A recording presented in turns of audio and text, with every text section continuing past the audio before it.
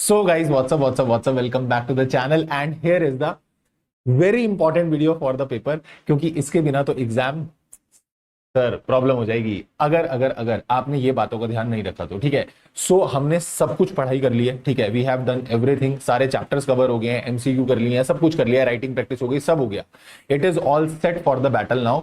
But कुछ बातों का ध्यान आपको रखना है। ठीक है, जब आप एग्जाम लिखने जा रहे हो तो कुछ बातें आपको ध्यान में रखकर चलनी है। ठीक है, ज्यादा बड़ी वीडियो नहीं होने वाली है, पर वीडियो को आगे देखने से पहले फटाफट से चैनल को सब्सक्राइब कर दो, वीडियो को लाइक कर दो और हम लोग डिस्कस करने वाले हैं कुछ लास्ट मिनट टिप्स जो आपको ध्यान में रखनी है। First, sir it's feeling like कि हमने कुछ भी नहीं पढ़ा। It's natural. ठीक है, तो ऐसा टेंशन लेने वाली कोई बात नहीं है। मेरे को पता है ऐसा लगेगा कि अभी तुमने बहुत कुछ याद कर लिया, क्योंकि क्या है, हम याद करे जा रहे हैं और सब कुछ इकट्ठा किए जा रहे हैं। तो अब ऐसा लग रहा है कि मैं आगे आगे वाला पढ़ता जा रहा हूं और पीछे पीछे वाला भूलता जा रहा हूं। तो एग्जाम में मेरे को याद आएगा या नहीं आएगा? मैं तुमको गारंटी दे रहा हूं याद आएगा। अगर तुमने अच्छे से याद किया है ना चीज को, तो वो एक नेचुरल फिनोमिनन है। सबको ऐसा लगता है कि सर सब कुछ इकट्ठा हो गया, बट पेपर में पता नहीं याद आएगा नहीं आएगा, लिख पाऊंगा या नहीं लिख पाऊंगा। तो you will be able to recall and you will be able to write. ठीक है, तो वो हो जाएगा, उससे पैनिक मत करो कुछ भी। सेकेंड चीज, सर मैंने कुछ टॉपिक ना छोड़ दिए थे, लाइक फॉर एग्जांपल मैं पहले से कोई चैप्टर छोड़ के बैठा था, तो क्या अब रात को 1 घंटे की उसकी रिवीजन वीडियो देख लूं, कुछ ऐसी वीडियो देख लूं? कुछ नहीं देखना है। अब आप कोई भी नया टॉपिक मत उठाना। ठीक है, प्लीज आई रिक्वेस्ट, आप कोई नया टॉपिक मत उठाना, क्योंकि अगर तुमने अब नया टॉपिक उठाया तो जितना तुम करके बैठे हो ना, वो सारा मैस क्रिएट हो जाएगा और सब कुछ मिक्स हो जाएगा और कुछ भी आपका एग्जाम में अच्छा नहीं होगा। ठीक है, आपको नया टॉपिक नहीं पिक करना है। जितना किया है, अगर टाइम बचता है उसे ही दोबारा देख लो। जो इंपॉर्टेंट टॉपिक्स हैं, जो स्टार मार्क क्वेश्चंस हैं, उन्हें दोबारा देख लो, एमसीक्यूज देख लो, लिमिट्स देख लो, बट कोई भी नया टॉपिक मत उठाना। अब जो चैप्टर छूट गया सो छूट गया, अब उसका कुछ भी तुमको नहीं करना। ठीक है, तीसरी चीज, सर चाहे दुनिया इधर की उधर हो जाए, चाहे कुछ भी हो जाए, चाहे कुछ भी प्रलय आ जाए, कुछ हो जाए, तुमको 100 मार्क्स का पेपर अटेम्प्ट करके आना है। एनी हाउ, मुझे नहीं पता कैसे तुमको करके आना है, बट तुमको करके आना है। किसी भी हाल में एग्जाम मत छोड़ के आना। 5 नंबर का, 10 नंबर का, 15 नंबर का मत छोड़ के आना, क्योंकि 15-20 नंबर का एग्जाम छोड़ना मतलब अटेम्प्ट छोड़ना। ठीक है, 15 नंबर के एग्जाम में अगर आपने छोड़ दिया, और मैं बोल रहा हूं कुछ भी लिख के आओगे, अगर वो तुमको 2, 3, 5 नंबर भी दे देगा ना, it is bonus for you. तो प्लीज प्लीज प्लीज कैसे भी करके तुमको 100 मार्क्स का पेपर अटेम्प्ट करके आना है। सर पेपर बहुत लेंदी आता है, बहुत लेंदी आता है, कंप्लीट ही नहीं होगा। मैंने लास्ट में एक लाइन लिखी है, it's not about mind, it's about mindset.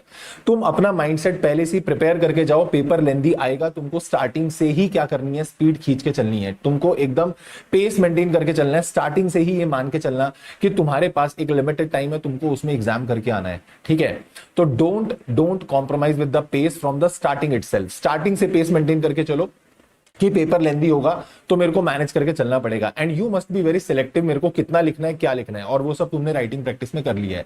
So please please please ये दिमाग से निकाल दो कि पेपर लेंदी होगा, मेरे को छोड़ना पड़ेगा। कुछ नहीं छोड़ना पड़ेगा। अगर आप मैनेज करके चलोगे ना, अभी बता दूंगा कैसे मैनेज करना है, आपका पेपर 100% का कंप्लीट हो जाएगा। पूरा 100% कंप्लीट करना है।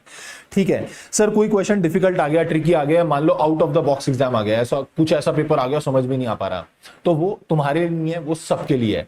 The question which is difficult for you ना, that is difficult for everyone. वो सिर्फ आपके लिए डिफिकल्ट नहीं है, वो सबके लिए डिफिकल्ट है।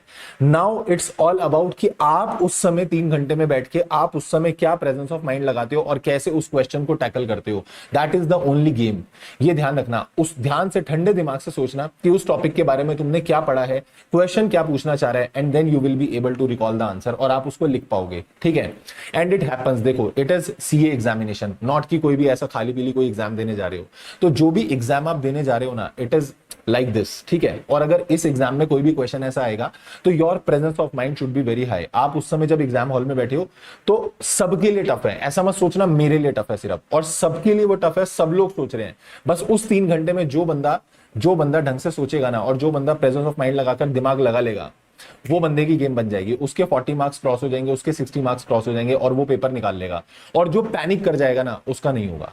ठीक है, तो तुमको पैनिक बिल्कुल भी नहीं करना है, तुमको सब आता है, मैं तुमको अश्योर कर रहा हूं ना, ट्रस्ट मी, तुमको सब आता है। मेरे को तुम में विश्वास है, तुमको सब आता है, तुमको खुद में विश्वास करना पड़ेगा। ठीक है, choose wisely the question with in 15 minutes. आपको जो शुरू के 15 मिनट मिलेंगे ना, उसमें आपको पहले क्वेश्चन सेलेक्ट कर लेने हैं। ठीक है, अब मैं तुमको बता देता हूं क्या तुम्हारा पैटर्न रहेगा, क्या सीक्वेंस रहेगा। 15 मिनट में फटाफट से आपको डिस्क्रिप्टिव में से 6 में से 5 क्वेश्चन सेलेक्ट कर लेने हैं कि आपको कौन से 5 क्वेश्चन करने हैं।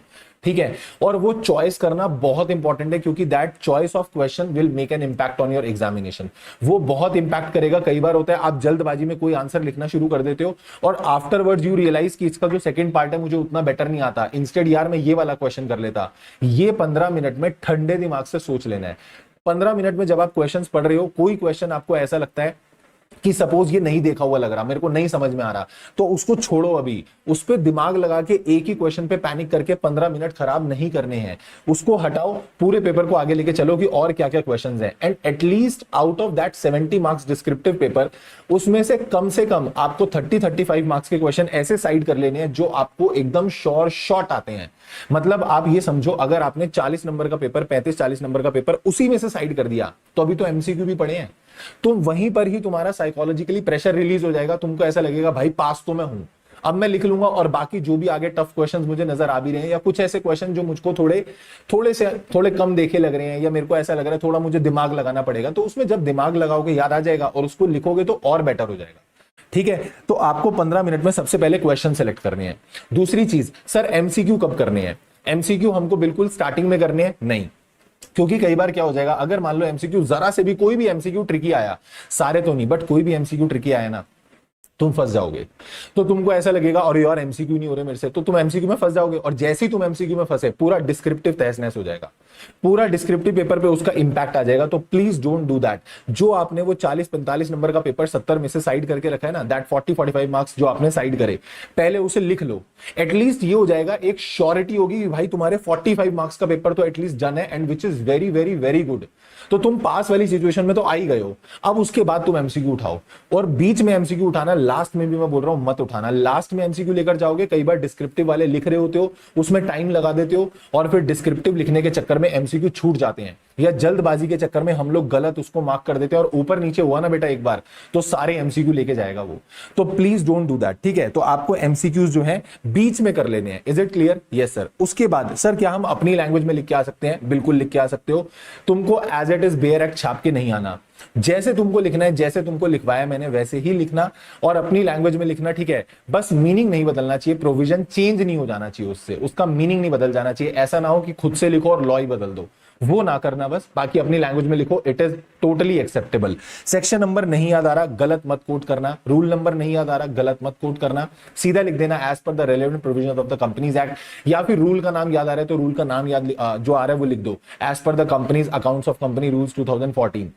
रूल नंबर, सेक्शन नंबर नहीं याद मत लिखो, गलत मत कोट करके आ जाना। बिल्कुल 100%, 1,00,000% श्योर हो, then write down the section number and rule number. जरा सा भी 0.01% भी अगर ऐसा शंका है ना, कोई डाउट है, मत लिखना। ठीक है। कोई नंबर नहीं कटेंगे, तुम छोड़ो अभी उसको, कोई सेक्शन नंबर पे तुमको इतना फोकस करने की जरूरत नहीं है। Right. And it's all about mind, it's not about mind, it's all about mindset. मैं तुमको बोल रहा हूं, घर से अपने आप को इस चीज के लिए प्रिपेयर करके जाओ कि मेरे से होगा, मैं करूंगा भाई, और मैं नहीं करूंगा तो कौन करेगा? ठीक है। मतलब मैं नहीं तो कौन दे, तो तुमको करना है भाई। यहां तक आए हो ना, तो हारने के लिए थोड़ी आए हो, इस बार फोड़ के आना है, इस बार मचाना है भाई लॉ में। तो तुमको ये बिलीफ अपने ऊपर रखना पड़ेगा, अपनी प्रिपरेशन में बिलीफ रखो, अपने ऊपर फेथ रखो। ठीक है। जब तक खुद में विश्वास नहीं करोगे ना, वो कॉन्फिडेंस ही नहीं आएगा। तो trust your preparation, trust your self. अपने आप को ट्रस्ट करो, अपने आप पे बिलीव करो कि तुमने सब कर लिया है, और तुम अच्छे से एग्जाम अटेम्प्ट करोगे, और तुमसे होगा। एंड आई कैन से ना यार, तुम कर लोगे, तुमसे होगा, आई अश्योर यू, तुमसे हो जाएगा। ठीक है। कल तुम पेपर के बाद बहुत खुश होने वाले हो, और जैसे पेपर खत्म होगा ना, कल तुम लोग मेरे को मैसेज करने वाले हो कि अरे करण सर क्या पेपर गया है। ठीक है। So very very all the best. Literally जितनी तुमने मेहनत करी है ना, बस उतनी ही चाहिए। ठीक है। बस उतनी ही मेहनत चाहिए। अब अच्छे से जाकर एग्जाम लिख कर आना। Wish you all the very best. अच्छे से एकदम बढ़िया बढ़िया पेपर करके आना, और अच्छे अच्छे एग्जामिनेशन लेकर पास होना है इस बार अपने को। ठीक है। So all the very very best. भगवान जी का आशीर्वाद लेके जाना, मम्मी पापा के पैर छू के जाना, and my blessings are always with you. Take care, Tata, bye bye. Keep working very very hard as someone somewhere is waiting for your success. Thank you so much, Tata, bye bye.